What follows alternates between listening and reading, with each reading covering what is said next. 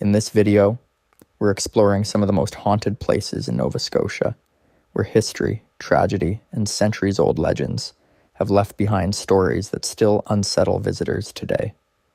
From historic forts and isolated islands, to old cemeteries and famous coastal landmarks, these locations have all been linked to chilling sightings, unexplained sounds, and encounters people still talk about today. In this compilation, we'll uncover 7 places across Nova Scotia where the past may not be completely at rest, and the true ghost stories that continue to surround them. Please comment any haunted locations or ghost stories that you want us to feature in an upcoming video. The Five Fisherman Restaurant in Halifax, Nova Scotia, is known today for its seafood and cozy atmosphere. But long before it became a popular dining spot, the building had a much different purpose, one that many believe left behind a strong, ghostly presence. The building itself was first built in the year 1817. At that time, it served as a schoolhouse and stood just across from St. Paul's Anglican Church, the oldest church building in Halifax. In the year 1883, it was sold to a man named John Snow, who turned it into a funeral home. For nearly 100 years, it was the home of Snow and Company undertakers. That alone might be enough to stir up some lingering spirits, but it's what happened during that time that truly gives the building its eerie reputation. In the early morning hours of April 15th, 1912, the RMS Titanic sank in the North Atlantic Ocean, about 350 miles from Newfoundland. Halifax was the nearest major port, so recovery ships were sent out from there. Many of the bodies recovered from the icy waters, including that of John Jacob Astor IV, one of the wealthiest passengers on board, were brought to Snow's funeral home. Some believe that the emotional energy from this tragedy may have left a mark on the building. Then, just 5 years later, another disaster shook the city. On December 6th, 1917, a French munitions ship exploded in the harbor after colliding with another vessel. This became known as the Halifax explosion. It killed nearly 2,000 people and injured thousands more. Once again, Snow and Company was overwhelmed. A well-known photo from the time even shows coffins lined up in the street outside the funeral home. The sorrow and suddenness of that day still echoes in Halifax memory, and possibly within the walls of the building itself. In 1973, the funeral home closed, and the building was turned into what is now the Five Fisherman Restaurant.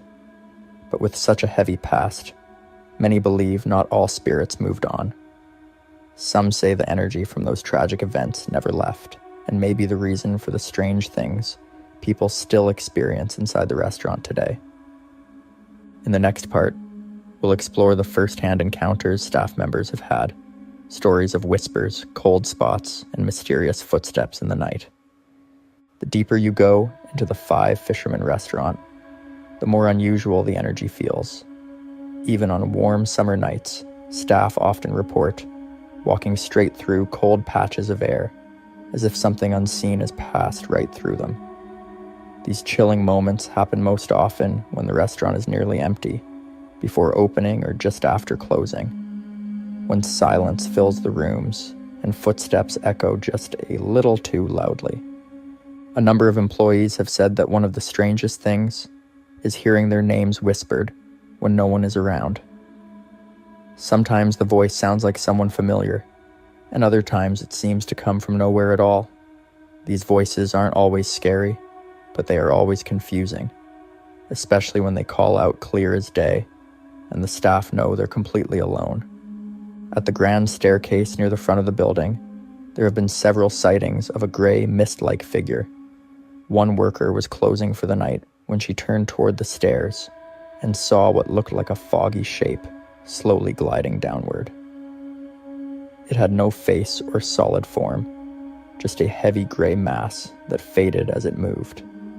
She chose not to investigate. Moments like that leave a lasting impression, even on those who don't scare easily. Even during regular hours, the Five Fishermen holds its secrets. In one unsettling moment, A busy server using the credit card machine suddenly felt a light tap on his shoulder. He was mid-transaction and didn't turn right away. Then he felt another tap, more urgent this time. When he finally turned around, there was no one there, not a single person nearby. He quickly scanned the room, but it was quiet and still. It was the kind of moment that makes you feel watched, even if you can't prove it. Then there's the matter of moving objects. At this restaurant, it's not unusual for cutlery to shift and fall without anyone touching it. Glasses will slide across shelves and crash to the floor with no warning. Even taps have been known to turn on by themselves, one moment dry, the next moment running water. This happens often enough that longtime staff just accept it as part of the job. For them, it's no longer surprising, it's expected. The captain's quarters, a private room tucked away behind the salad bar, has its own reputation. One server was locking up one night when she saw someone slip inside the room. Thinking she had missed a customer, she checked inside, but it was completely empty. What makes it so strange is that there's only one way in and one way out. No one could have left without passing her again. Still, the room was quiet and bare, as if no one had ever been there. The Five Fisherman Restaurant might serve seafood, but it also serves something else, an unshakable feeling that you're not quite alone. And as we move deeper into the story, that feeling only grows stronger. As guests move upstairs into the second-floor dining area of the Five Fisherman Restaurant, they often comment on how different the atmosphere feels. The lighting is softer, the air feels heavier, and some people say they immediately sense something strange, even before they sit down. While the food and service are top-notch, there is something about this level of the building that unsettles even the most skeptical visitors. Several diners have noticed unexplained shadows moving across the walls and ceilings, shadows that do not match the positions of people or objects in the room. One couple reported seeing what looked like a figure standing near their table reflected in a large wall mirror, but when they turned around, there was no one there. The reflection remained visible for several more seconds before slowly fading away. The waiter on duty had no explanation and admitted that other guests had mentioned that particular mirror before. That same mirror is one of several antique pieces throughout the restaurant. Staff have reported seeing what they described as old-fashioned faces staring back at them, faces that do not match their own or anyone else currently inside the building. One employee even claimed that while cleaning the glass, she saw a woman in dark clothing staring at her through the reflection. When she turned, the room behind her was completely empty. The upstairs hallway near the restrooms is another place where strange activity has been reported. A manager walking through during a quiet afternoon noticed all of the lights flicker at once. At first, he assumed it was a power issue, but the kitchen and downstairs lighting remained stable. As he stood still, trying to figure it out, he suddenly heard heavy footsteps walking behind him. He turned quickly. No one was there. He checked the hallway, but not a single person could be seen.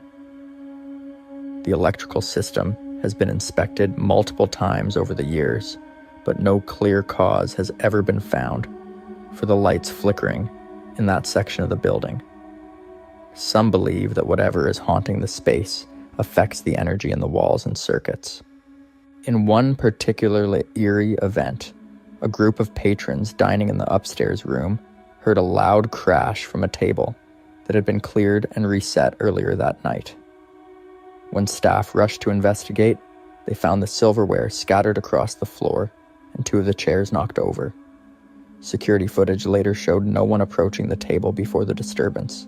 The chairs simply tipped, one after the other, without any visible force. A different staff member who was closing one evening went upstairs to do one last walkthrough. As she passed by a window, she noticed handprints on the glass from the inside. Small ones, almost like those of a child. But the window had just been cleaned, and there had been no children in the building that day.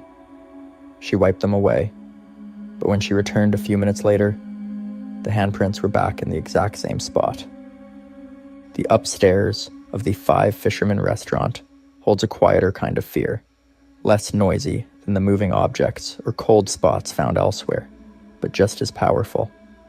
It is a place where things are seen rather than heard, where reflections do not always match reality, and where even a simple hallway can feel like it has a presence all its own. The basement of the Five Fisherman Restaurant is one of the least accessible areas for the public, but it has gained a strong reputation among staff as the most unsettling part of the entire building. Used primarily for storage and maintenance, the basement is accessed by a narrow staircase and lit by a series of older fixtures that occasionally dim or flicker without reason. Employees have long believed that this space holds some of the most active paranormal energy in the building. One longtime employee reported that during a routine stock check, he heard what sounded like faint whispers coming from behind a row of shelves. He assumed another staff member had entered the basement, but after calling out and receiving no reply, he searched the area and found it empty. According to him, the air had suddenly become much colder, and he felt a presence standing directly behind him. When he turned, there was nothing there, but the cold remained.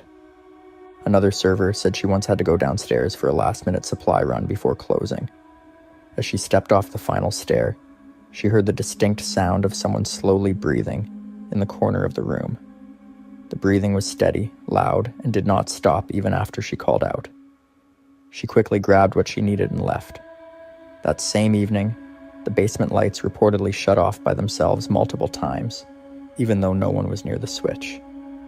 In a separate incident, a dishwasher who had only worked at the restaurant for 2 weeks claimed he saw a shadow move across the basement wall without any clear light source to cause it.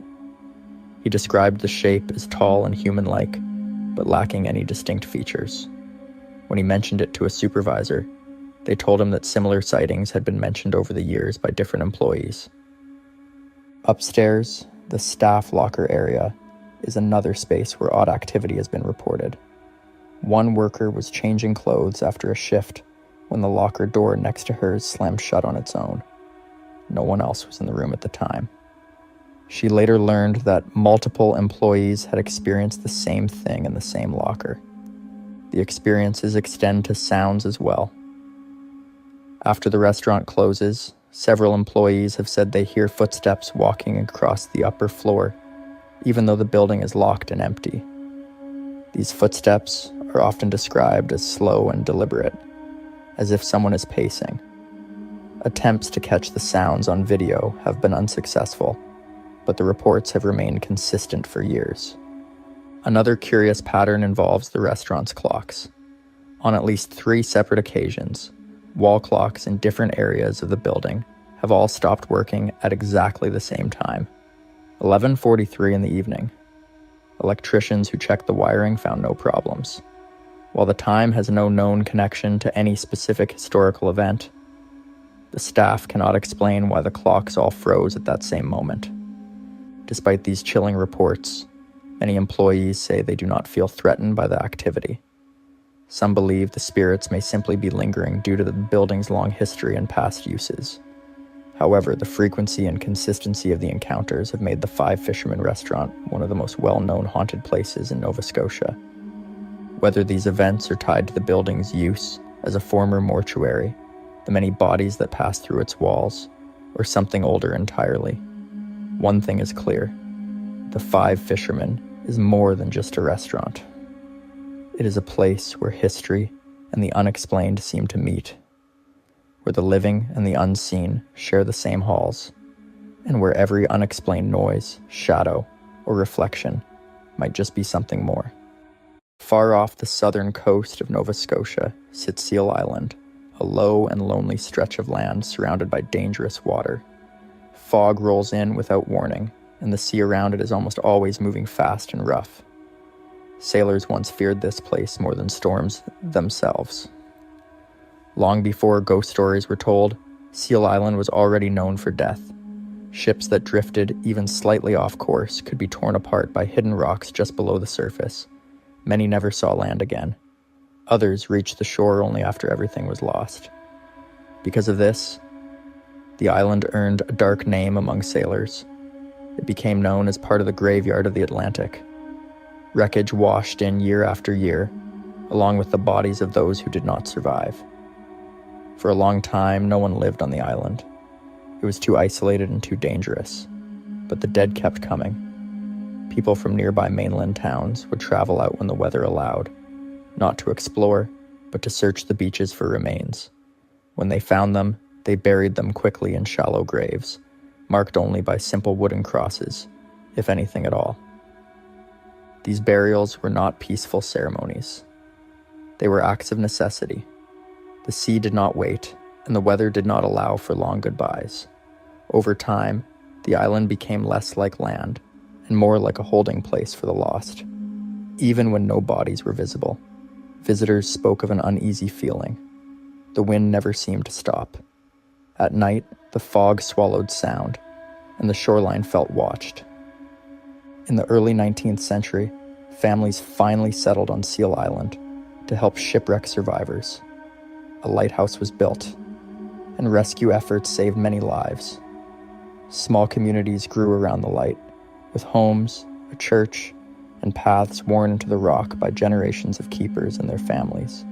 But even with people living there, the island never felt safe. Death was always close, and loss was part of daily life. It is in this heavy place, shaped by wrecks and hurried graves, that the story of one ghost would take root. Among all the souls tied to Seal Island, one name would outlast the rest. Before she became a legend, before the sightings and whispers, she was simply another victim of the sea. Her name was Annie Lindsay, and this island, already filled with the dead, would become the place where her story refused to end. Annie Lindsay's story begins far from Seal Island, aboard a steamship crossing dangerous waters late in the year. She worked as a stewardess, a job that kept her below deck caring for passengers while the ship pushed through rough seas. In the fall of 1891, she was traveling on the steamship Ottawa, a modern vessel for its time. On the night of October 31st, the ship left Halifax bound for St. John, sailing into darkness, rain, and strong winds. As the hours passed, conditions worsened. Fog pressed in, and visibility dropped.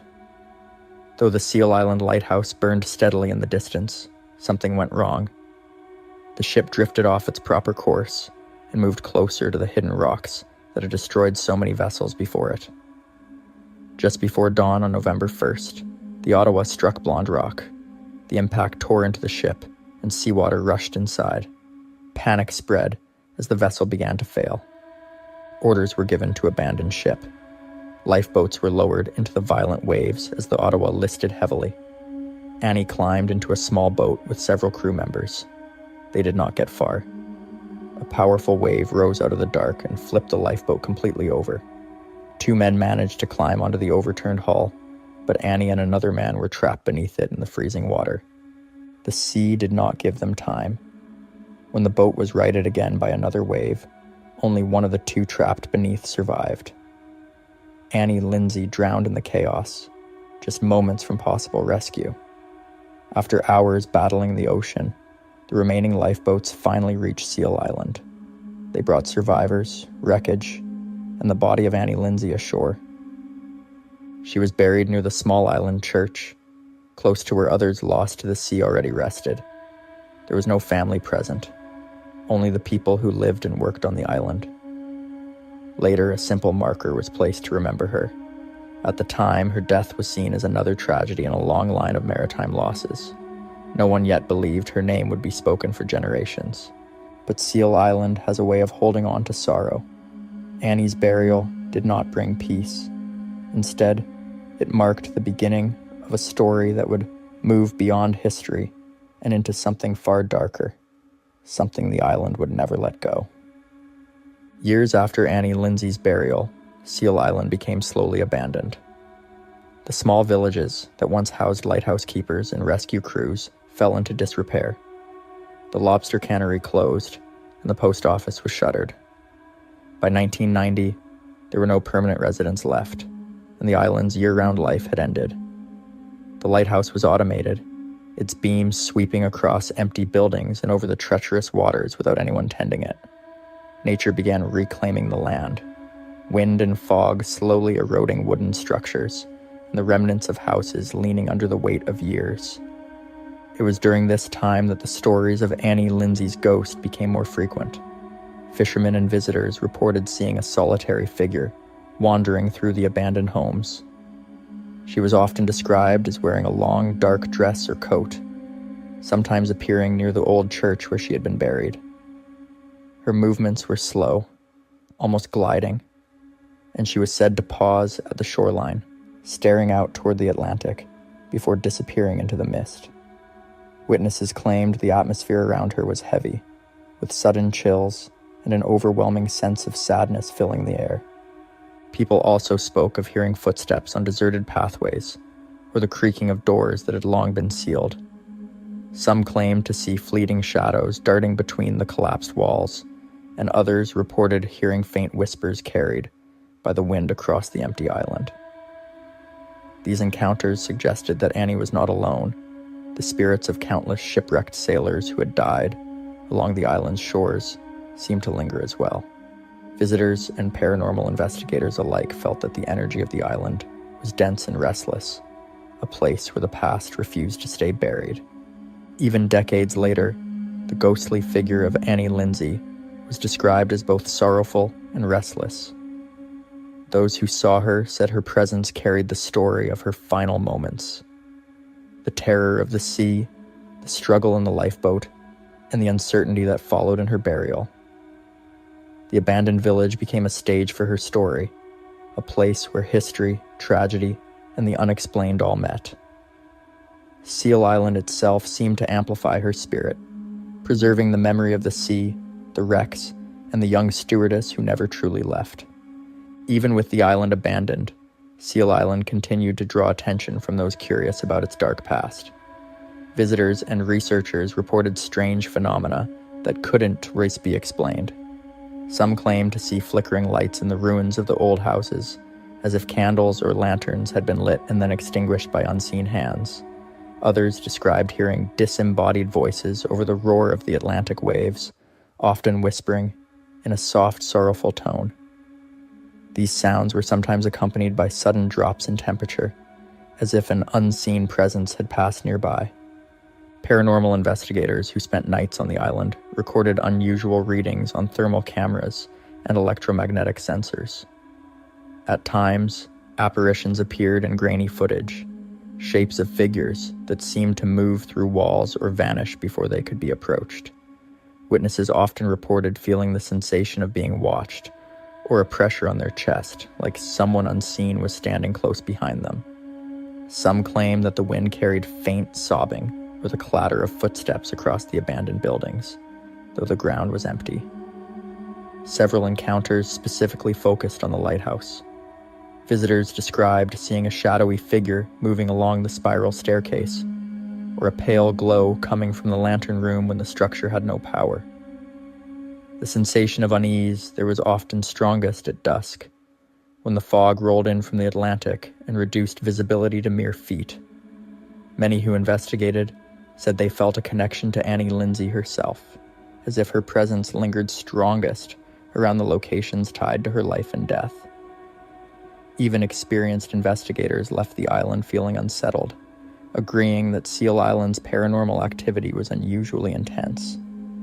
The combination of environmental danger, tragic history, and unexplained phenomena gave the island a reputation unlike any other in Nova Scotia. Even modern sailors passing nearby claim to see lights flickering where no structures remain, and some report glimpsing a lone figure walking along the crumbling shoreline. The stories suggest that the island itself has become a stage for the ghostly retelling of Annie Lindsay's final moments. From flickering lights and whispered voices to cold spots and shadowed figures, Seal Island continues to hold the echoes of its haunted past. Today, Seal Island stands as a lonely monument to both maritime history and the lingering mysteries of the supernatural. The island is largely uninhabited, with only seasonal visitors, researchers, and a few adventurous kayakers who come to explore its rocky shores. The old lighthouse still stands, weathered by centuries of wind and salt spray, a silent witness to the countless tragedies that occurred around it. Even without people living there, the island retains a sense of presence, as if the events of the past are embedded in its very soil. Local fishermen and sailors often speak in hushed tones about the figure of Annie Lindsay. They describe seeing her standing near the waterline during foggy nights, her white dress glowing faintly under the moonlight before disappearing into the mist. Some report hearing her soft cries carried on the wind, or the faint creak of footsteps over rocks where no one is present. These encounters, while rare, are consistently described with remarkable similarity, suggesting that the legend has a life of its own, beyond the historical events. Seal Island's story has influenced local folklore and culture for generations. Artists, writers, and paranormal enthusiasts have created paintings, stories, and investigations inspired by Annie Lindsay's spirit and the island's haunted reputation. The tale of her drowning and possible premature burial has become a defining story of Nova Scotia's ghost lore, teaching a cautionary lesson about the sea's danger and the human fear of the unknown. Visitors are often drawn not just by curiosity, but by a sense of connection to a history that feels immediate and unsettling. Even modern paranormal investigations continue to report unexplained phenomena. Shadowy figures, sudden cold spots, and mysterious lights in abandoned buildings persist. Some believe these manifestations are not only Annie Lindsay, but also the spirits of the many sailors and shipwreck victims who never received proper burials. The combination of documented maritime disasters, historical records, and eyewitness accounts makes Seal Island one of the most compelling haunted locations in Canada. Ultimately, Seal Island is more than a remote patch of land in the Atlantic. It is a place where history and legend converge, where the memory of tragedy and the presence of the unexplained intertwine. Annie Lindsay's ghost has become a symbol of the island's enduring mystery, her story whispered across generations of Nova Scotians and visitors alike. Whether seen in fleeting glimpses, heard in the wind, or felt as a shiver down the spine, her presence ensures that Seal Island's haunted reputation remains alive. For those who dare to visit or explore its legend, the island offers a chilling reminder that some stories refuse to fade and some spirits refuse to rest. Tucked away on the eastern coast of Cape Breton Island in Nova Scotia stands a place filled with history, battles, and lingering spirits, the Fortress of Louisbourg. This old military stronghold was first built by the French in the year 1713. It started as a small settlement, but quickly grew into an important fishing and trading post. By the year 1720, the massive stone walls of the fortress were rising along the coast, ready to protect the people living there. Over time, it became one of the most important French forts in North America. But this wasn't just a place for trade and protection. It was also a place of war and loss. The fortress changed hands between the French and British more than once. Each time it was attacked, many lives were lost. Hundreds of soldiers died during the bloody battles, and the land soaked up their pain. The ground beneath the fortress holds countless unmarked graves from those dark times. Some people believe that all the death and suffering left something behind, something that still walks the old stone paths. Today, the Fortress of Louisbourg has been carefully rebuilt. Visitors can walk through the same roads soldiers once marched. But for some, what they see and feel there goes beyond history. Strange things have been reported. Cold spots, footsteps when no one is around, shadows that don't belong to anyone. Some say these are just tricks of the wind and light. Others say it's the spirits of the past, still trapped in a place that once meant so much. One of the most talked about places is the King's Bastion, the heart of the fortress. It's where officers once lived and made decisions that would shape the future of nations. Now people have seen the ghost of a French soldier wandering near it. They say his uniform is torn and stained, like he just stepped out of battle. He doesn't speak. He just walks, slowly, as if he's still on the patrol, never realizing the war ended long ago. Whether you believe in ghosts or not, the Fortress of Louisbourg holds more than just stones and stories. Its past is heavy, and for some who visit, it still feels alive. And this is just the beginning. The deeper you go, the stranger it gets. In part 2, we'll uncover more of the fortress's eerie history and the chilling encounters that continue to this day. Inside the restored stone walls of the Fortress of Louisbourg, many visitors have reported a strange feeling as they step into the past. While the fortress today is a National Historic Site filled with reenactments and educational programs, some believe that not all the residents left when the French and British soldiers did. There are certain places within the fortress where people have felt an overwhelming presence, sometimes heavy, sometimes sorrowful. One of the most talked about locations is the bakery. Staff and guests alike have reported aggressive energy inside this space. While many ghost stories are subtle or quiet, this one is not. Some have said that objects have been thrown at them. Others describe being shoved while walking near the ovens. In rare cases, the large wooden equipment used to knead dough has been seen moving on its own. People describe this force as angry, though no one can say why the spirit in the bakery is so hostile. Just outside the bakery is an area where people often stop in their tracks. Several have reported feeling watched, even when they are alone. One former visitor recalled walking through the narrow passageways and suddenly feeling as if someone was breathing on their neck. They turned around, no one was there. Another commonly mentioned presence is that of a young boy. He is believed to be a drummer boy from one of the sieges, although there are no confirmed records of his exact identity. And what makes this haunting so unsettling is the sound. People have heard the beat of a small drum echoing through the fort, especially at night. The pattern is slow, almost like a call. When guards or visitors follow the sound, it always leads to an empty corridor or a dead end. Some claim they saw a glimpse of a shadow with a drum slung over its shoulder, only to vanish when they blinked. In the officers' quarters, a different kind of spirit is said to appear. This one is a woman. She has been seen staring out of windows, dressed in a long dress that flows behind her.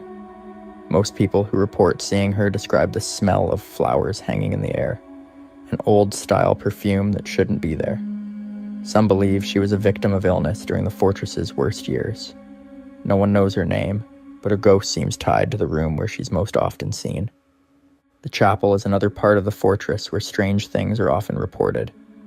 Though it is a quiet, reflective space during the day, people have said they hear whispers inside when it is empty. The voices are low and hard to understand, and sometimes they sound like prayers in French. Candles left unlit have been found burning without explanation. Some visitors have also said they felt a wave of cold pass through them while standing near the altar, even in the heat of summer.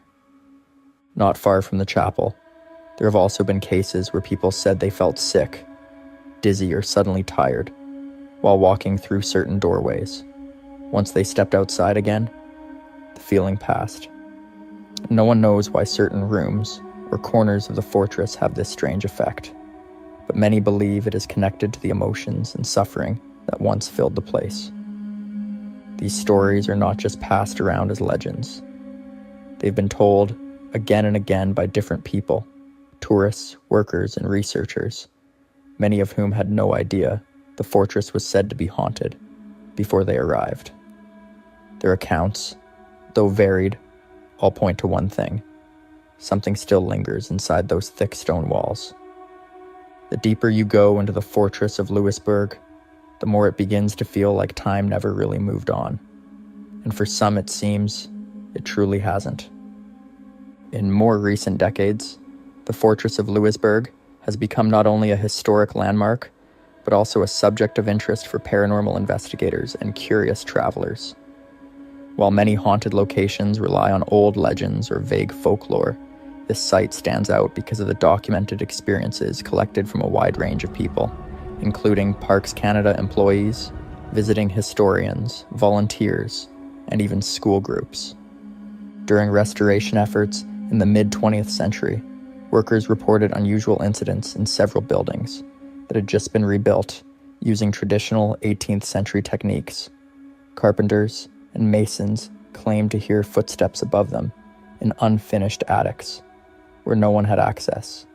On several occasions, tools were found moved or misplaced without explanation. One supervisor kept a logbook of strange events, including one night where he and two others clearly heard the sound of doors slamming throughout the compound, even though the site had been locked and secured. In the early 2010s, a small group of paranormal researchers received permission to conduct a series of overnight investigations at the site. Using thermal imaging cameras, voice recorders, and electromagnetic field detectors, the group monitored several locations known for unusual activity. In the soldiers' quarters, one recording picked up a faint voice speaking French, although no one was present at the time. The voice was not clear enough to be translated, but it occurred twice in a span of 30 seconds. Their instruments also registered sudden temperature drops of over 10 degrees Fahrenheit in certain rooms with no explanation.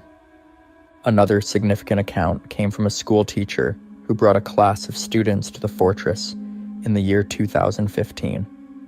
She later wrote in a report that while touring the grounds, two students came running to her in distress, claiming they saw a man in old-fashioned clothing walking into one of the storage buildings.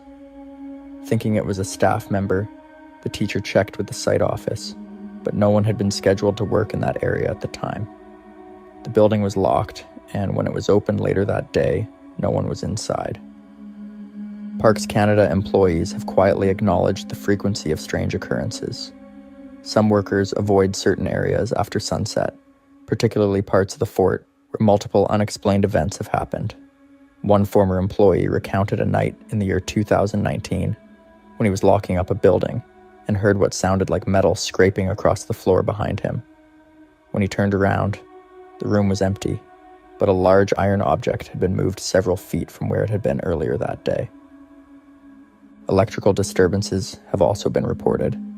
Lights installed in staff areas have been known to flicker or shut off entirely, only to come back on without any technical reason.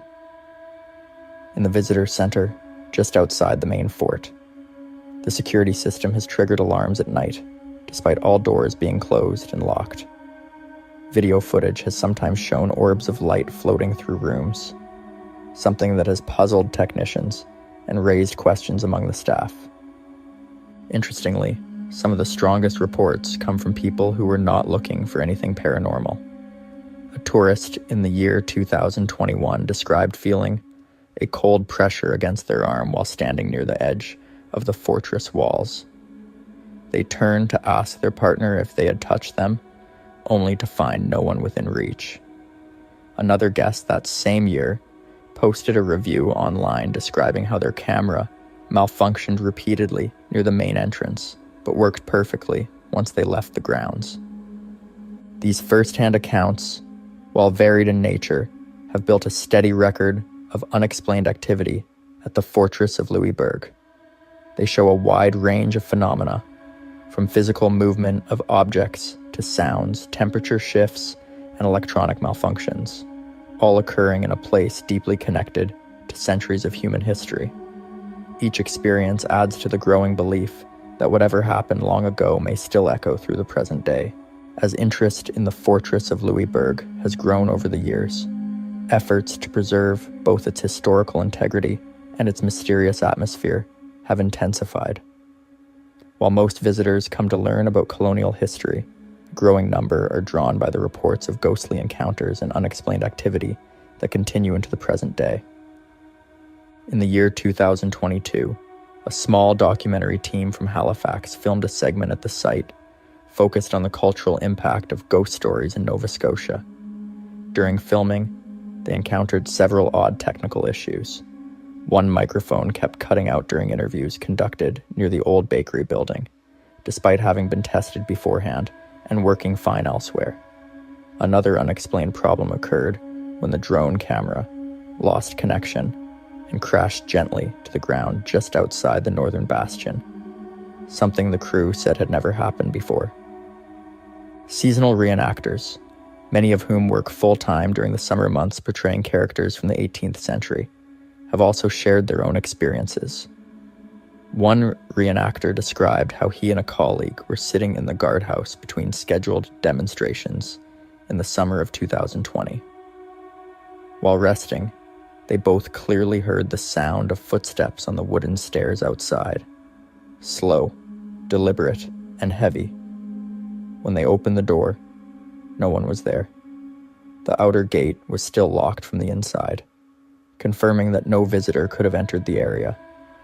In addition to these staff accounts, overnight security teams have logged multiple incidents involving unexplained lights seen inside closed buildings. On at least 3 separate occasions between the years 2020 and 2023, guards reported seeing flickering lantern-like glows moving through the officers' quarters.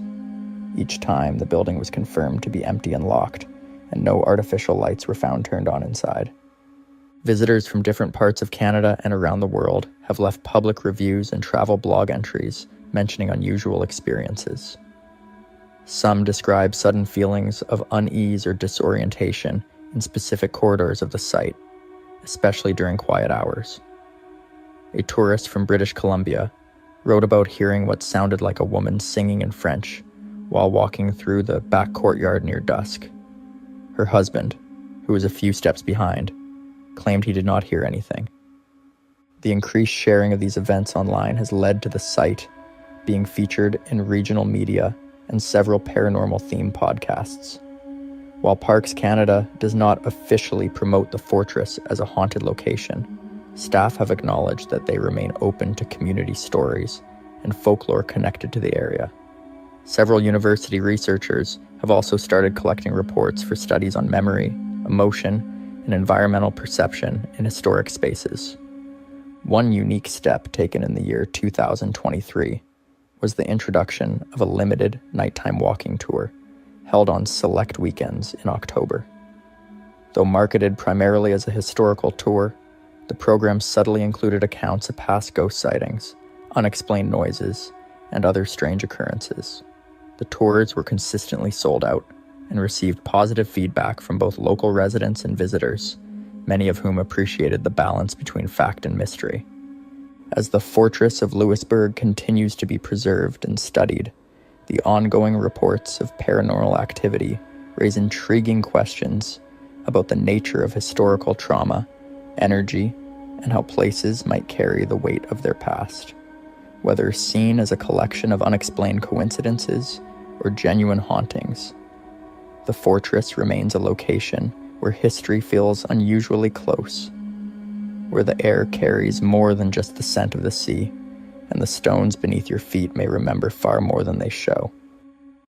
In the heart of Halifax, Nova Scotia, there's a small plot of land that has watched over the city for centuries. This is the old burying ground, founded in 1749, the same year the city itself was established. For nearly 100 years, it was the only place where the people of Halifax could be laid to rest. Every grave, every headstone tells a story of early life in this harsh and unforgiving settlement. Life in early Halifax was often short and brutal. In the winter of 1749 to 1750, a deadly typhoid fever swept through the town, killing more than 1,000 settlers in just a few months. Families struggled to bury their loved ones quickly, and gravediggers worked tirelessly in the frozen earth, often digging multiple graves a day. The cemetery had to expand constantly to accommodate the growing number of dead, creating a place filled with sorrow and loss. By the time the old burying ground closed in 1844, more than 12,000 people had been buried here. Only about 1,200 headstones survive today, leaving thousands of unmarked graves hidden beneath the grass. This dense history of death is said to have left a spiritual impression on the land. Locals and visitors alike claim the air here feels heavy, almost watchful, especially as the sun sets and the shadows lengthen across the worn stones. Even in its early days, the cemetery was a reflection of Halifax's struggles. Soldiers, merchants, and settlers all found their final resting place here, each marked with carved stones featuring skulls, angels, or weeping willows. The sheer number of deaths, combined with the rapid expansion of the cemetery, created a feeling that the spirits of the city's early inhabitants never truly left. Paranormal investigators and ghost tour guides often say that the old burying ground is one of the most active places in Halifax. Visitors report sudden chills, a sense of being watched, and even fleeting glimpses of shadowy figures moving between the graves. Some describe hearing faint whispers, footsteps, or the rustle of clothing on nights when the wind is still. Many believe these are echoes of the thousands of souls buried here, lingering in a place that has been at the center of life and death for centuries. The old burying ground is more than just a cemetery. It is a living record of Halifax's earliest years. Each stone tells a story, and together they create a landscape heavy with memory. Whether you see it as a historical site or a place haunted by the past, there's no denying the presence of something unseen. For those who walk among the graves after dark, the cemetery becomes a stage where history and the supernatural intertwine, setting the scene for the chilling tales that have survived for generations. Tonight, we begin to uncover the stories of the spirits said to wander here. From grieving mothers to restless soldiers, the old burying ground holds countless mysteries, each waiting to be explored by those brave enough to walk its paths in the dark. Among the many legends of the old burying ground, one of the most enduring involves a sorrowful figure, often described as a grieving mother. Local tales suggest that she appears during the twilight hours, walking slowly among the weathered headstones.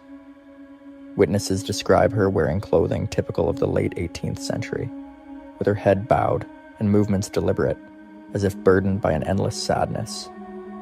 Some claim they hear the faint cries of a child carried on the wind, though no living child is ever present. The identity of this figure is uncertain. While some stories name her Elizabeth Crowley, historical records show that the oldest surviving headstone belongs to a 2-year-old child from 1752. It is possible that her spirit represents the countless young mothers who died in childbirth or illness during Halifax's early years. Visitors and groundskeepers alike report seeing fresh flowers appearing mysteriously on graves during the night, sometimes in areas where no grave marker exists. The exact origin of this phenomenon remains unexplained, adding to the cemetery's reputation for supernatural activity. Other apparitions are less mournful and more unsettling. Several people exploring the old burying ground have claimed to see fleeting shadows moving between tombstones, glimpses of figures standing silently in the dark, then vanishing when approached. At times, faint sounds resembling footsteps or whispers seem to come from empty sections of the cemetery. Investigators using night vision cameras or thermal equipment have occasionally recorded unexplained heat signatures or shapes in areas devoid of human presence. These experiences are consistent enough that some paranormal researchers consider the cemetery one of the most active in Nova Scotia. The cemetery's history offers clues as to why these hauntings may occur. In addition to epidemics and deaths from everyday hardship, the site was used for the burials of soldiers, merchants, and settlers who lived through some of the most dangerous years of Halifax's early history. Many graves were shallow, and some bodies were buried quickly due to disease outbreaks or harsh winter conditions. Folklore suggests that spirits of those buried without proper rites or hurried interment may linger, creating an atmosphere thick with unease for anyone walking among the stones. Even during daylight hours, The old burying ground has an eerie quality. Sunlight casts long shadows over the rows of carved headstones, highlighting the intricate designs of angels, skulls, and weeping willows. Visitors have reported sudden drops in temperature near certain graves, or a feeling of being followed, despite the cemetery being largely empty. Tour guides recount stories passed down through generations, emphasizing that the restless energy in the cemetery is not limited to a single ghost, but is a chorus of spirits tied to Halifax's earliest history. The combination of sorrow, tragedy, and rapid expansion of the cemetery created an environment where supernatural activity seems inevitable. For those willing to walk the grounds at night, the sensation of being watched or encountering a spectral figure can be intense. Some describe fleeting glimpses of historical clothing, movements that do not match human behavior, or the faint sound of music or chanting from long-forgotten funerals. These experiences suggest that the old burying ground is not just a place of memory, but a location where history and the supernatural intertwine. Whether these stories are the result of psychological expectation, environmental factors, or genuine paranormal phenomena, they have become a core part of Halifax's haunted heritage. Every visitor leaves with their own account of what they felt or saw, contributing to the ongoing mystery of the old burying ground. This layering of personal experience over centuries of history ensures that the cemetery remains one of the most compelling and chilling haunted locations in Canada. Not all the spirits in the old burying ground are tied to sorrow. Some are linked to acts of courage and the tensions of Halifax's early years. The cemetery holds graves of men and women who lived through the city's formative struggles, including soldiers, merchants, and officials. Visitors often report feeling sudden bursts of cold or unexplained pressure near the headstones of those who served in military or civic roles, as if the energy of past events still lingers. Some witnesses describe seeing shadowy figures dressed in 18th or 19th century attire, standing motionless in the moonlight as though on watch. One of the more mysterious accounts involves the grave of a young merchant who died in a duel in 1819. Locals tell stories of hearing muffled voices and the faint crack of a pistol on quiet nights, even when no one is near. Shadowy forms are sometimes seen replaying moments of conflict, silhouetted against the faint glow of the street lamps or moonlight. While historical records confirm dueling was a dangerous tradition in Halifax during that period, no living witness could explain these eerie reenactments, leaving visitors unsettled. Beyond dueling, there are frequent reports of ghostly formations that resemble ceremonial military routines. Some observers claim to hear distant drumbeats or commands in perfect rhythm, as if a spectral guard is marching among the graves. This is especially reported near the final resting places of soldiers who served during the Napoleonic Wars and early British military campaigns. These subtle phenomena are often accompanied by fleeting glimpses of figures in uniform, standing at attention or disappearing when approached. The architecture and layout of the cemetery contribute to its haunting atmosphere. Rows of tall gravestones, tightly packed together, create narrow passages where sounds echo unnaturally.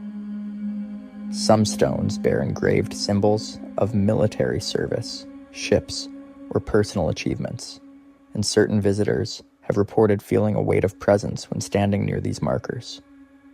Paranormal investigators using thermal cameras or electromagnetic field readers have detected anomalies in these areas, though the exact cause remains unexplained. In addition to human figures, some have reported ghostly animals. Cats, dogs, and even horses are said to appear as faint apparitions, moving silently among the graves before vanishing. These sightings may be tied to the animals buried alongside humans, or to spectral companions of the deceased, common motifs in early Nova Scotian folklore. The combination of historical events, heroic acts, and unexplained animal manifestations makes this part of the cemetery particularly intense for paranormal enthusiasts.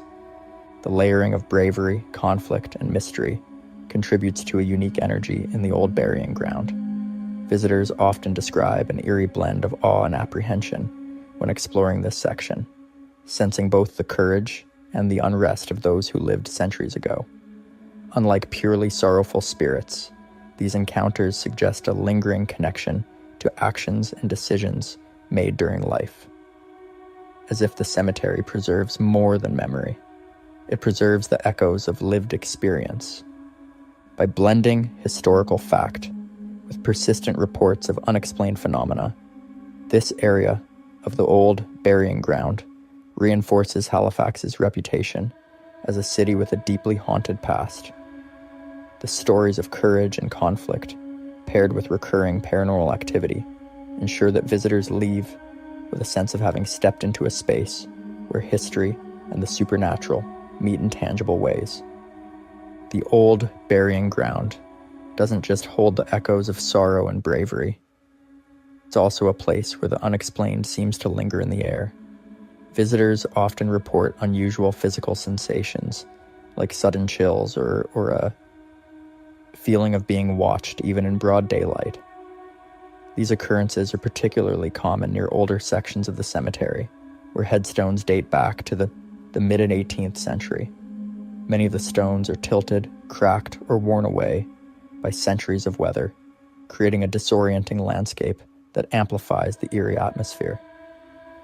One frequently mentioned phenomenon involves fleeting shadows that appear to move across the cemetery paths.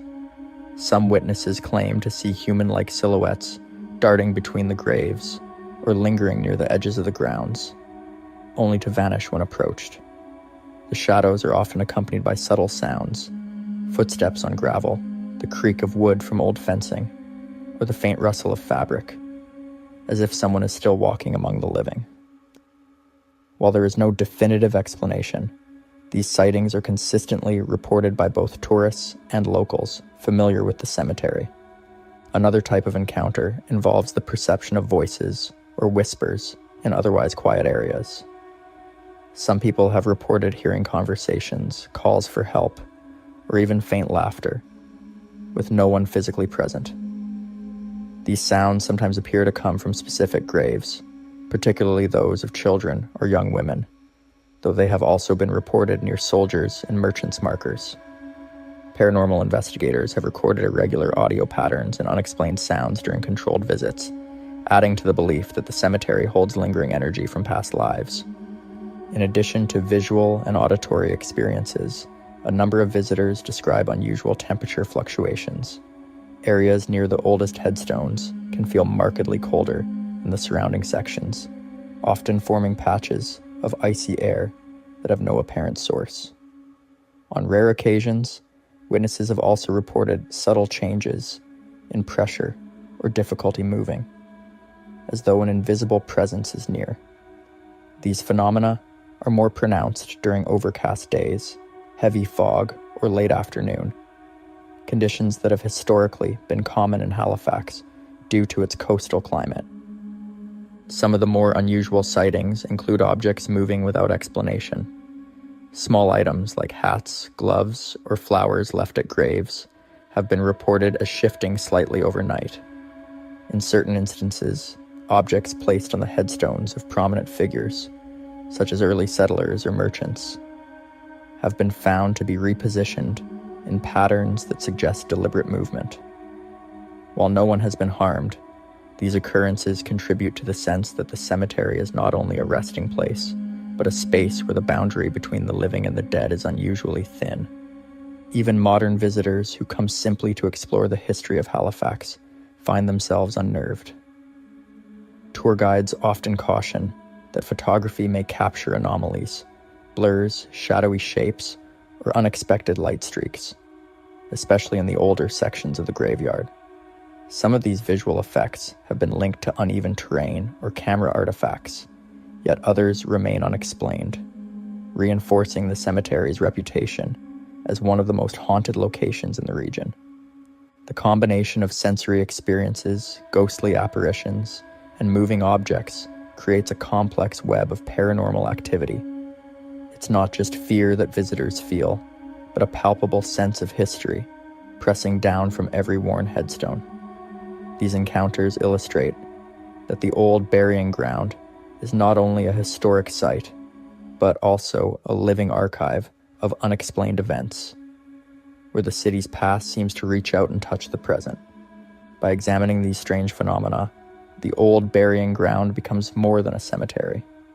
It becomes a space where mystery and history intertwine, offering both chills and insights into Halifax's early years. The old burying ground is more than a cemetery. It is a living memory of Halifax's earliest settlers and the tragedies they endured. While much of the supernatural activity centers around shadowy figures, sounds, and sensations, the cemetery's historical importance is equally striking. Every headstone tells a story, from early merchants and soldiers to ordinary families who faced disease, shipwrecks, and harsh winters. The sheer age of the site, with graves dating back to 1749, means that visitors are walking among the very people who built the foundations of the city. Over the years, guided tours and paranormal investigations have highlighted that certain graves seem to carry more energy than others. Military graves, particularly those of soldiers who died during Halifax's early conflicts, are reported to be hotspots for ghostly sightings. Witnesses often speak of fleeting visions in uniform, as if these figures are eternally guarding the cemetery. In addition, tourists and locals alike have described a strong sense of unease near family plots of those lost to epidemics, where the weight of mass tragedy seems almost tangible. Even the cemetery's flora contributes to its eerie atmosphere. Overgrown shrubs, ivy-covered stones, and gnarled trees create natural shadows that twist with the wind, sometimes appearing like figures moving among the graves. Fog rolling off the nearby harbor often drifts across the grounds, enhancing the sense of isolation and mystery. On colder nights, the combination of low visibility and the crunch of gravel underfoot can make even daytime visitors feel as if they are being silently watched by unseen eyes. Modern preservation efforts have not diminished the supernatural reputation of the cemetery. In the 1980s, major restoration projects carefully repaired damaged stones, cleared overgrowth, and documented inscriptions. However, many visitors still report experiences that defy explanation. Phantom footsteps, whispers in empty sections, or brief glimpses of figures that vanish when approached. These occurrences suggest that the spirits are not bound by the same concern for physical upkeep as the living, and that the history of the old burying ground continues to echo in ways that go beyond record and memory. The cemetery has also become a site for cultural and educational events, from historical reenactments to guided walks highlighting Halifax's early history. Yet, even in daylight, many participants feel a subtle presence, a quiet reminder that the souls of the past linger here.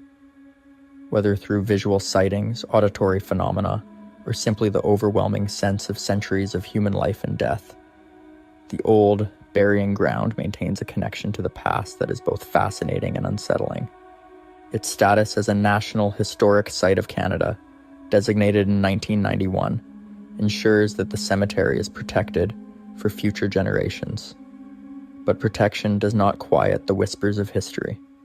Those who explore the site today often leave with more questions than answers, wondering if the experiences they had were the product of imagination, or if the spirits of Halifax's first residents are still walking among the tombstones. Ultimately, the old burying ground stands as a reminder that history and haunting are deeply intertwined. It is a place where tragedy, courage, and the unexplained converge, offering a hauntingly vivid portrait of Halifax's earliest years. For those willing to walk its pathways, the cemetery is not only a link to the city's past, but also a chilling window into the enduring mysteries of the afterlife.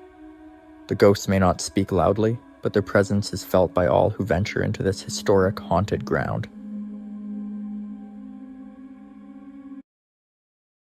The Halifax Citadel National Historic Site sits high on a large hill in the middle of Halifax, Nova Scotia.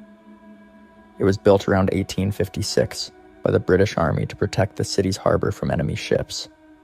The fort is a big star-shaped fortress with thick walls, dungeons, and old cannons still standing. Over the years, it has played an important role in Canada's military history, guarding the area during times of war and peace. Many soldiers lived and worked inside the Citadel, and some prisoners were kept in the dark dungeons below. Because of its long history and the many people who lived and died there, the Citadel is said to be haunted. Visitors and staff have shared stories of strange things happening at the site. Some say they hear footsteps echoing in empty halls, while others talk about sudden cold spots that chill the air without any explanation. These kinds of unexplained events have been happening for decades and add to the mysterious feeling of the old fortress. One of the first and most famous ghost stories tied to the Citadel is about a spirit known as the Grey Lady. She is said to wander the ramparts of the fort, often carrying roses and dressed in a gown from the 19th century. The Grey Lady is a sad figure who many believe is mourning a lost love. This ghostly woman has been spotted by many people over the years, adding to the haunting reputation of the Halifax Citadel. The Grey Lady is the most well-known spirit said to haunt the Halifax Citadel. According to legend, she is believed to be Miss Cassie Allen, a young woman engaged to a soldier stationed at the fort. On her wedding day, November 14th, 1900, Cassie waited at the altar, but her groom never showed up. The soldier had died suddenly, and the heartbreaking news was delivered to Cassie by a carriage driver who came to pick him up. Unable to accept the truth, Cassie's spirit is said to still roam the Citadel, searching for her lost fiancé. Several people have reported seeing her over the years. Security guards especially tell stories of seeing a woman in an old-fashioned gray or white dress inside the Cavalier building at the Citadel. One guard once watched from a balcony as she passed beneath, only to disappear around a corner. In the mid-1980s, another guard spotted her in a third-floor window, standing silently and dressed in a gray gown. These sightings often come with the faint scent of roses, which many say is linked to the Grey Lady's presence. Visitors and staff also describe moments where they feel watched or hear soft footsteps in quiet areas. Sometimes, the temperature drops suddenly, making the air feel icy without any obvious reason. These strange experiences keep the mystery of the Grey Lady alive, making her story one of the most chilling at the Halifax Citadel. Besides the Grey Lady, the Halifax Citadel has a long history of other ghostly sightings and strange events. Many visitors and staff have reported seeing shadowy figures dressed like soldiers from the fort's past. These apparitions sometimes appear suddenly in hallways or near the cannons, only to vanish without a trace. Some say these spirits are the echoes of the British soldiers who once lived and worked at the Citadel, guarding Halifax's harbor. Unexplained footsteps are another common occurrence. People often hear them walking along empty corridors or on wooden floors, especially in the older parts of the building. These sounds happen even when no one else is around, adding to the eerie atmosphere. There have also been reports of flickering lights and objects moving on their own, which some believe are signs of restless spirits trying to communicate. Security cameras have occasionally captured strange images that don't seem to belong to any living person. Figures that look blurry or unnatural have been seen on monitors, causing concern among the staff. Sudden temperature drops in certain rooms also puzzle those who visit, as the cold spots appear without any clear explanation. These mysterious events make the Halifax Citadel a hotspot for paranormal investigations and a place many find hard to forget. Today, the Halifax Citadel National Historic Site stands as both a popular tourist attraction and a place filled with mysterious stories that continue to intrigue visitors. The fort, rebuilt in the mid-1800s, still holds its original cannons, dungeons, and old stone walls, which add to the spooky atmosphere felt by many. During guided tours, some visitors report feeling sudden chills or sensing a presence nearby, even in well-lit areas. Staff and visitors alike have shared stories of hearing distant voices or whispers when no one else is around. Some have even felt invisible touches or the sensation of being watched. Paranormal investigators who have studied the Citadel often point out that its long history of military use, combined with the tragic personal stories connected to the site, may explain why these strange experiences continue to happen. Despite these eerie tales, the Halifax Citadel remains a respected historic site, preserving Canada's past while keeping its ghost stories alive. Whether you believe in spirits or not, the stories of the Grey Lady and other apparitions remind us that history is not only about what we see, but also about the feelings and mysteries left behind.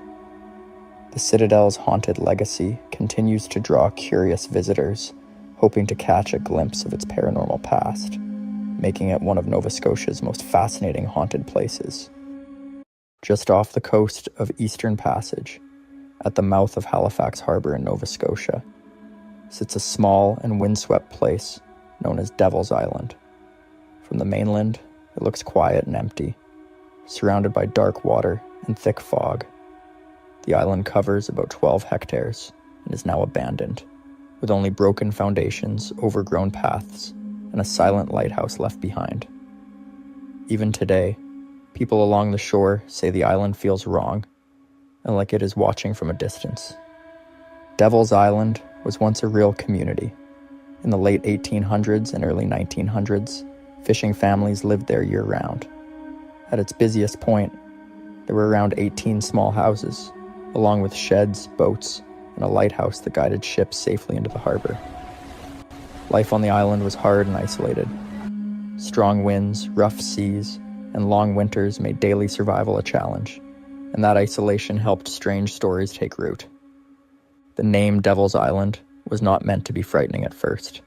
Historians believe it likely came from the name of an early French settler, possibly Duval or Deville, and slowly changed over time. But local folklore tells a darker story.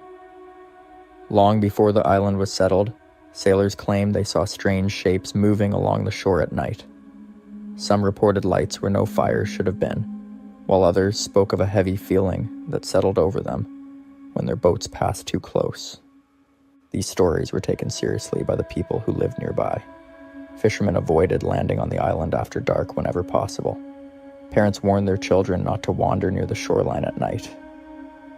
Over time, Devil's Island became known as a place where something unseen seemed to linger, especially when the fog rolled in and the wind carried sounds across the water. In the early 1900s, a well-known Canadian folklorist began collecting these stories before they were lost. She visited the island many times, speaking with residents and writing down their songs, memories, and ghost tales exactly as they told them. Thanks to her work, the legends of Devil's Island were preserved not as rumors, but as part of Nova Scotia's haunted history. By the time these stories were recorded, the island already had a reputation that stretched far beyond its shores. Devil's Island was no longer just a fishing community. It was known as a place touched by fear, folklore, and true ghost stories that refused to fade. And at the center of those stories was one chilling legend that would define the island forever. The darkest and most well-known legend tied to Devil's Island centers on a fisherman named Caspar Henneberry. He lived on the island during the early 1800s and was part of one of the first families to settle there permanently. Caspar was known as an experienced fisherman who understood the tides and waters around the island better than most. What happened to him would become the most frightening story ever linked to Devil's Island. According to long passed down accounts, Caspar went out fishing one ordinary day and never returned the same. His body was later found in his boat near the shoreline. While drowning was listed as the cause, the details surrounding his death deeply disturbed the island's residents. Nearby, on the beach, people found two sets of tracks in the sand. One set appeared human, the other did not. Beside the footprints were clear impressions shaped like cloven hooves, pressed deep into the ground. Local legend claims Caspar encountered something unnatural shortly before his death. In one version of the story, he he saw a massive dark shape rise from the water near his boat. This figure spoke to him and warned that he would be dead by the next day. Other tellings described the figure as the devil himself, appearing either on the water or along the shoreline. No matter the version, the warning always came true. What made the story even more unsettling was the condition of Casper's body. Some islanders claimed parts of him were strangely dry, despite being found near the water. This detail added to the belief that his death was not an accident, but something far more sinister. Word of the event spread quickly, and fear took hold across the small island community. After Casper's death, his family moved into his home, hoping life would return to normal. Instead, tragedy followed them. Within a short time, their infant child died suddenly while inside the house. No clear explanation was ever found. To the islanders, this was proof that whatever followed Casper from the water had not left. From that point on, Casper Henneberry's story became the heart of Devil's Island folklore. The beach, the boat, and the house were all spoken of in hushed tones. Many believed the island itself had been marked, and that something dark had claimed it. This legend would later lead to even more terrifying reports tied directly to the home where the family once lived. After the tragedies surrounding Casper Henneberry, his home became a central point of fear on Devil's Island. By the late 1800s, neighbors and later island residents spoke of strange occurrences within the house. People reported seeing mysterious shadows moving along the walls, especially at night, when the wind howled across the rocky shore.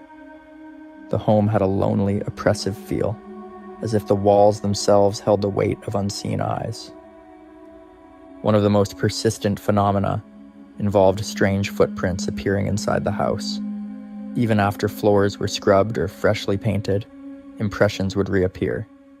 Some looked like bare human feet, while others were unmistakably the shape of cloven hooves.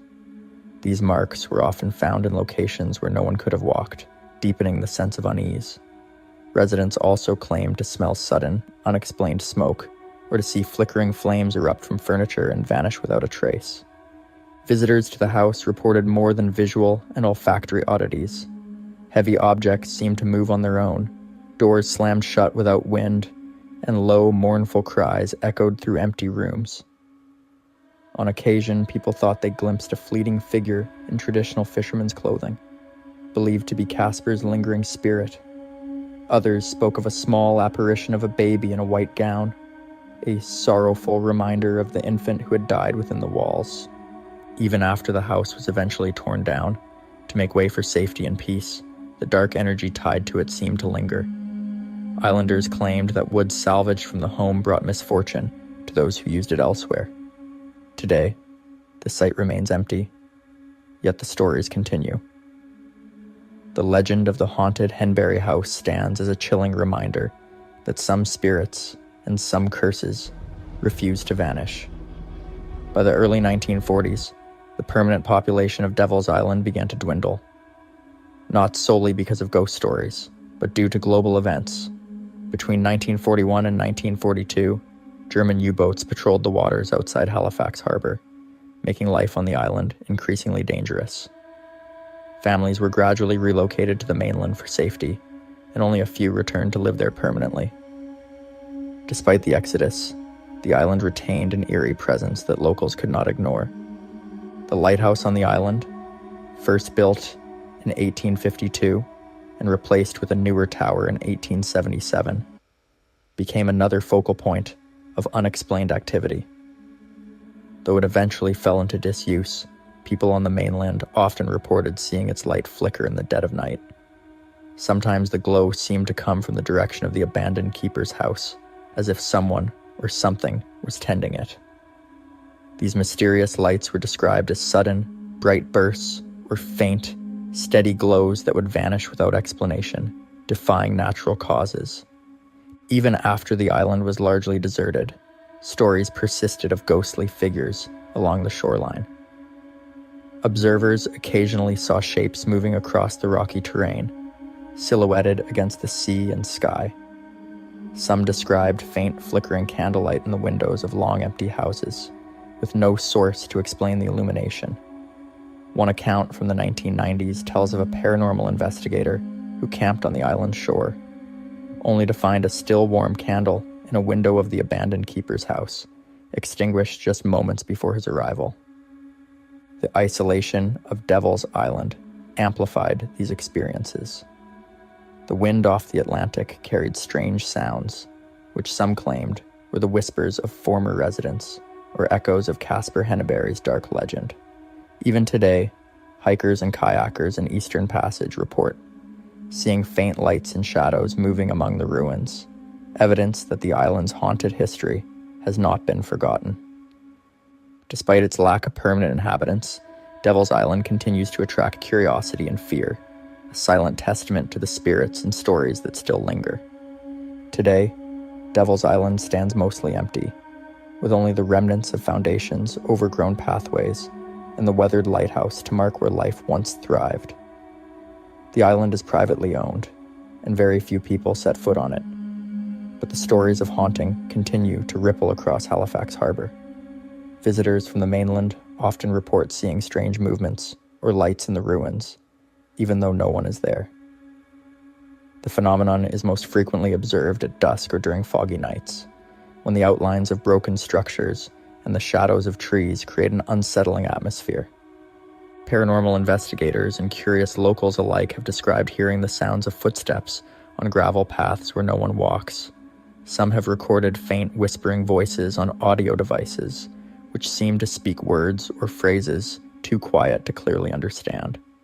Others report a sudden drop in temperature near the old houses, a chilling cold that is stark against the mild maritime air, often accompanied by an unsettling feeling of being watched.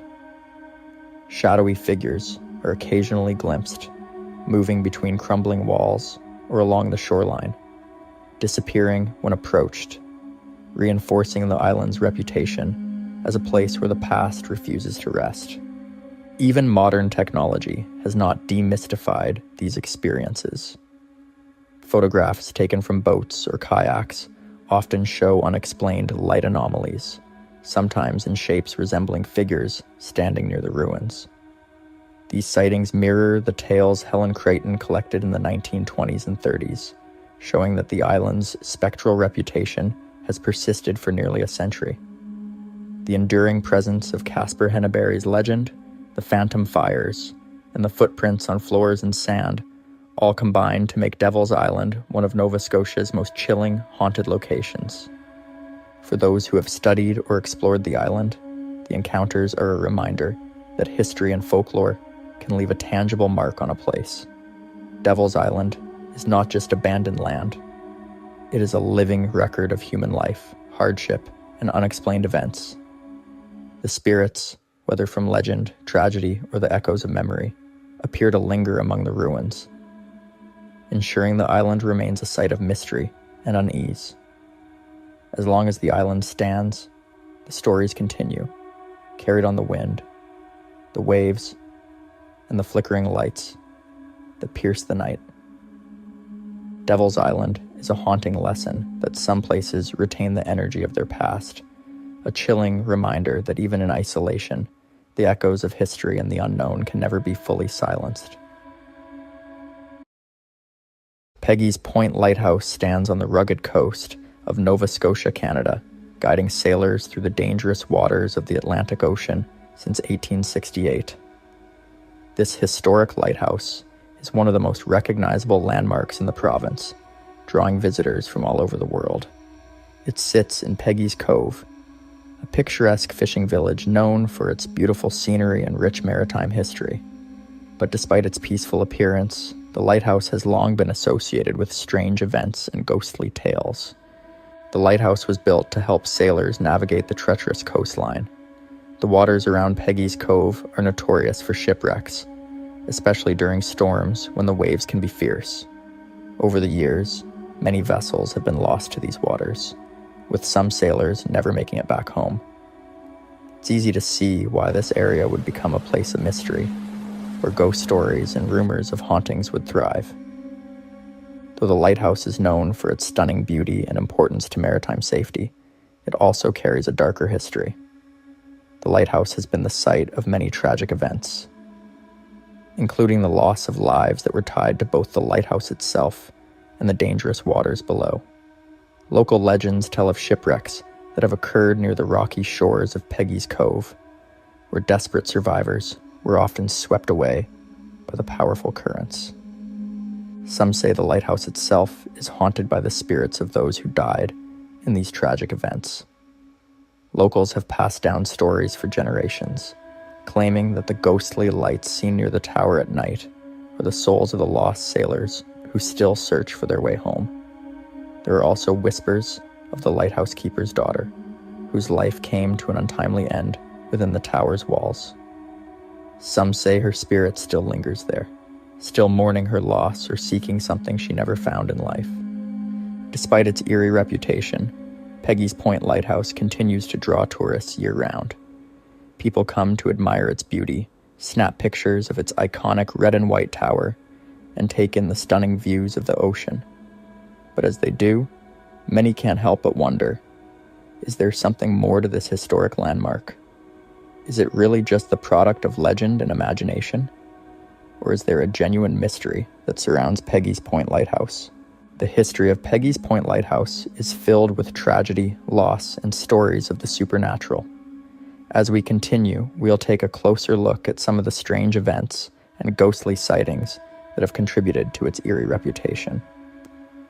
As visitors arrive at Peggy's Point Lighthouse, the air is filled with the sounds of waves crashing against the rocks and the salty scent of the sea.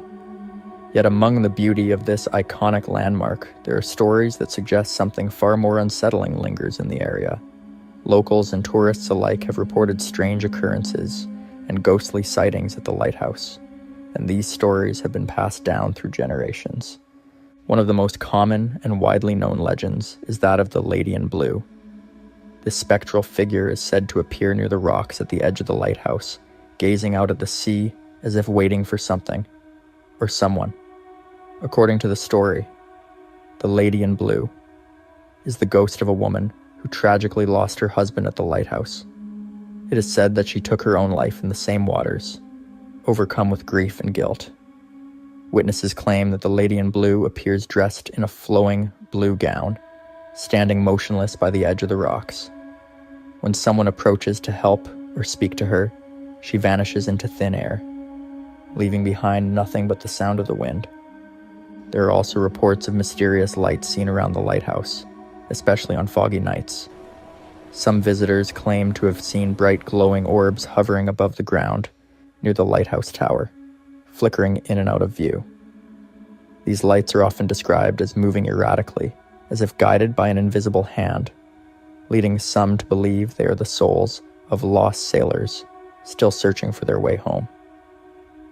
Others tell of hearing strange, disembodied voices when approaching the lighthouse in the dead of night. These voices are said to echo across the rocks, sometimes heard clearly as if someone is calling out in distress, other times muffled, as if carried on the wind. Some locals even claim that they have heard the sound of footsteps following them when walking near the lighthouse, but when they turn around, no one is there. These eerie experiences are not limited to the night. Some visitors have had unsettling encounters during the day when the lighthouse is bustling with tourists. People have claimed to feel a sudden chill in the air or a sense of being watched, even when no one else is around.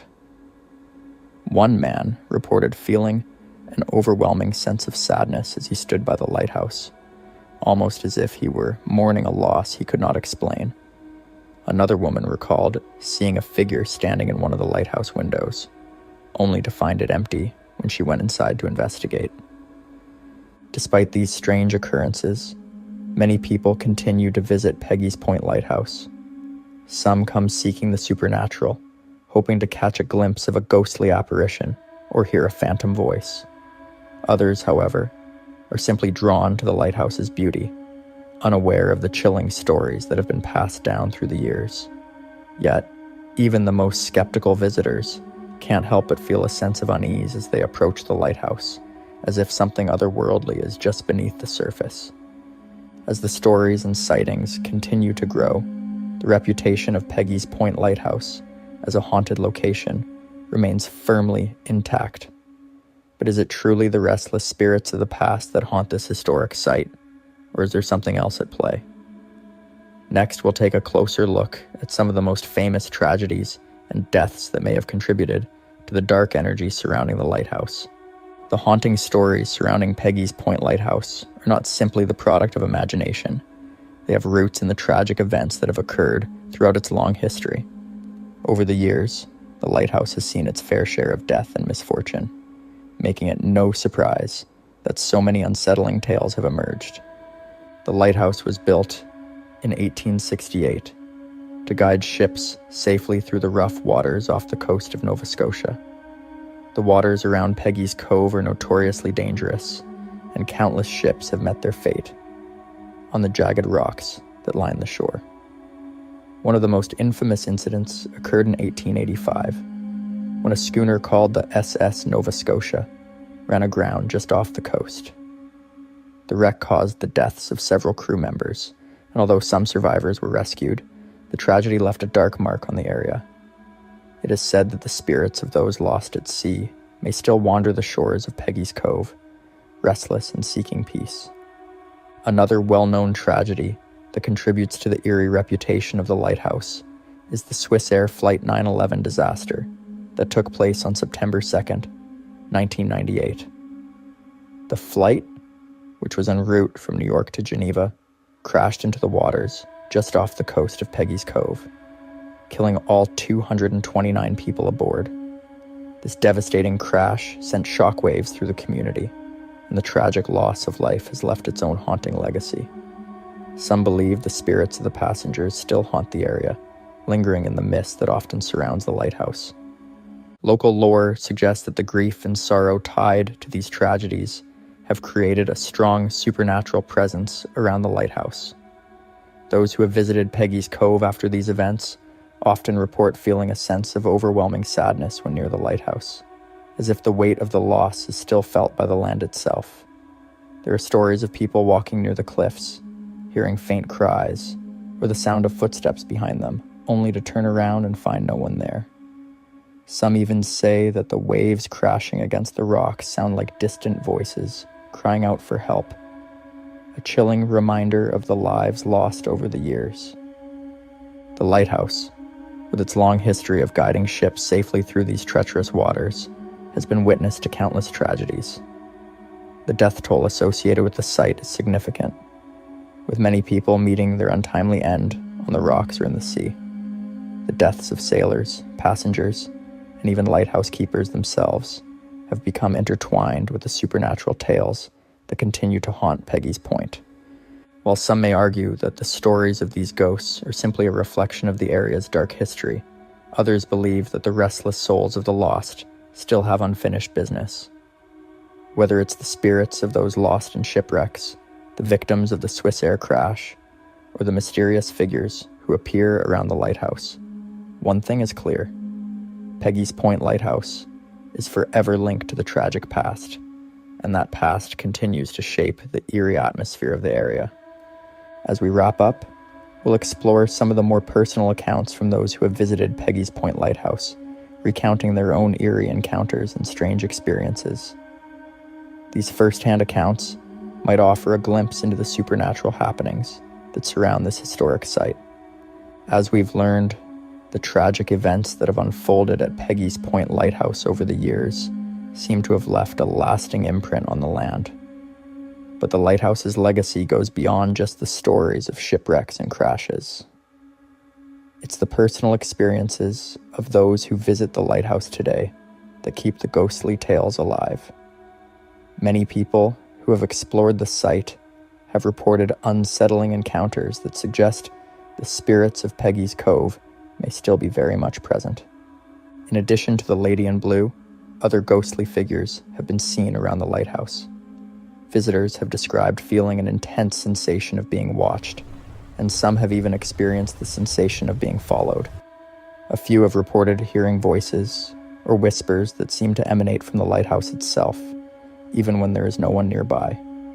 These voices are often described as faint, as if they are calling out for help or speaking to someone unseen.